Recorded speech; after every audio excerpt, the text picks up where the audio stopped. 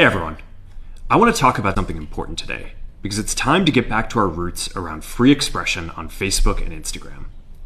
I started building social media to give people a voice.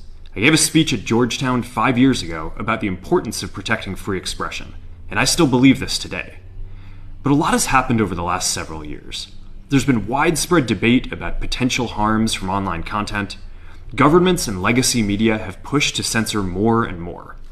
A lot of this is clearly political, but there's also a lot of legitimately bad stuff out there. Drugs, terrorism, child exploitation.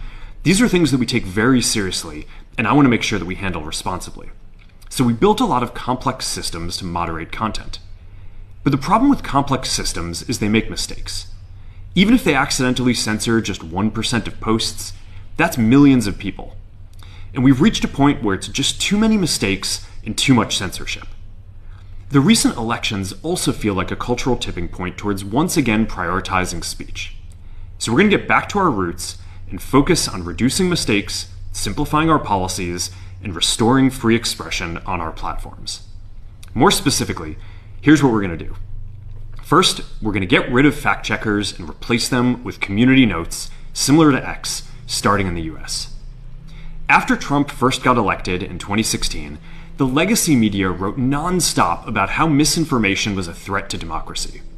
We tried in good faith to address those concerns without becoming the arbiters of truth.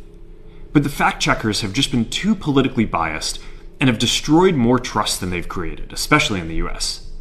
So over the next couple of months, we're going to phase in a more comprehensive community notes system.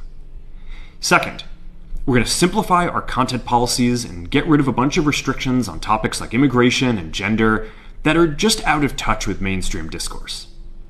What started as a movement to be more inclusive has increasingly been used to shut down opinions and shut out people with different ideas, and it's gone too far. So I want to make sure that people can share their beliefs and experiences on our platforms. Third, we're changing how we enforce our policies to reduce the mistakes that account for the vast majority of censorship on our platforms. We used to have filters that scanned for any policy violation. Now, we're going to focus those filters on tackling illegal and high-severity violations. And for lower severity violations, we're going to rely on someone reporting an issue before we take action. The problem is that the filters make mistakes, and they take down a lot of content that they shouldn't. So by dialing them back, we're going to dramatically reduce the amount of censorship on our platforms. We're also going to tune our content filters to require much higher confidence before taking down content. The reality is that this is a trade-off. It means we're going to catch less bad stuff, but we'll also reduce the number of innocent people's posts and accounts that we accidentally take down. Fourth, we're bringing back civic content. For a while, the community asked to see less politics because it was making people stressed. So we stopped recommending these posts. But it feels like we're in a new era now, and we're starting to get feedback that people want to see this content again. So we're going to start phasing this back into Facebook, Instagram, and Threads while working to keep the communities friendly and positive. Fifth, we're going to move our trust and safety and content moderation teams out of California, and our US-based content review is going to be based in Texas. As we work to promote free expression, I think that it will help us build trust to do this work in places where there is less concern about the bias of our teams. Finally, we're going to work with President Trump to push back on governments around the world that are going after American companies and pushing to censor more. The US has the strongest constitutional protections for free expression in the world. Europe has an ever-increasing number of laws institutionalizing censorship and making it difficult to build anything innovative there. Latin American countries have secret courts that can order companies to quietly take things down. China has censored our apps from even working in the country.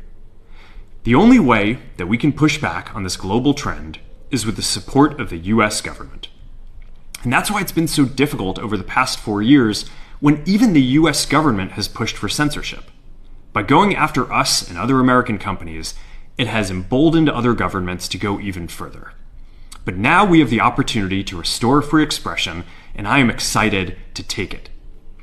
It'll take time to get this right, and these are complex systems. They're never going to be perfect. There's also a lot of illegal stuff that we still need to work very hard to remove.